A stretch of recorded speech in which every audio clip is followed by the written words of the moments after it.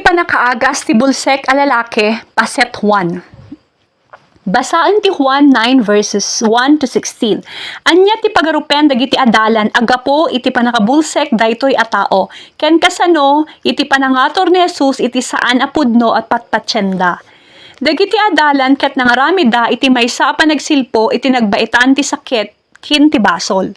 Adu a bilang dagiti teksto ti daan a testamento ti mangitudo iti dayta a turong. Idilig ti Exodo 20 verse 5, 2 Ar-ari 5 verses 15 to 57, 2 Ar-ari 15 verse 5, and 2 Chronicles 26 verses 16 to 21.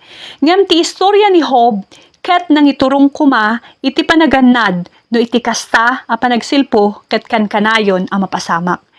Ni Jesus ilinteg na ti banag, di na ilibak ti anyaman na panagsilpo ti basol, ken panagsabagaba. Ngam iti daytoy a kasasaad, ito duna tinangat ngato a panggep, at ti Dios ket maidaydayaw kuma, babaen iti panakaagas. Ti istorya ket launen na, dagiti sigurado a pakainaigan, iti istorya ti panamarswa. Ti panangbukel ti Dios ti umuna a tao manipod iti tapok ti daga. Genesis 2:7. Kas iti panangaramid ni Jesus iti damili tapno ipaay na iti bulsek a tao tinapukaw manipod iti anakan. Iriay Matthew, Marcos ken Lucas dagiti istorya ti dattatlag ket suruten na ti maysa agagangay a pagwadan. Maysa a panakaipakita ti parikot. Ti panakaiyeg ti tao ken Jesus, ti panakaagas ken ti panakabigbig, ti panakaagas a nabuyugan panangidaydayaw iti Dios. Iti istorya ti Juan 9, daytoy a panagsasarno ket nakompleto iti Juan 9:7.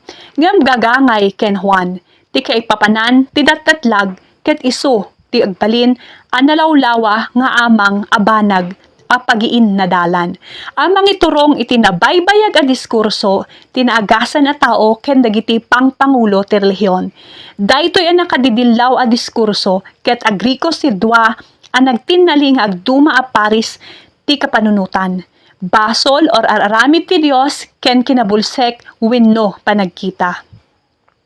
Ti agis istorya ket saan na nga ibaga iti agbasbasa agingga iti Juan 9:14 nga inaramid ni Jesus daytoy a panangagas iti Sabado asigon ti tradisyon ken saan ati Biblia ket sinalungasing na ti Sabado ket iti kasta isuket inbilang dagiti Fariseo akas managlabsing iti Sabado ti panang dagdakop da ket saan a nagapu iti Dios gapu tatinagi nayon da asaan na asalimetmetan ti Sabado.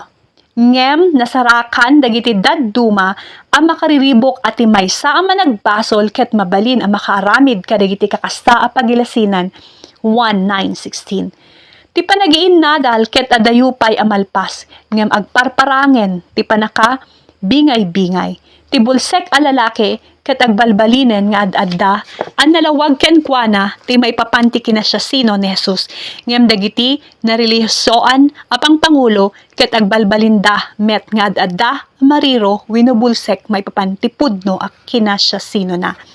Anya kuma ti baga daytoy nga istorya kadatayo maipapan kadagiti peggad iti panakabulsek unay babaen kadagiti bukod tayo apatpatsen ken ugali wenno tradisyon.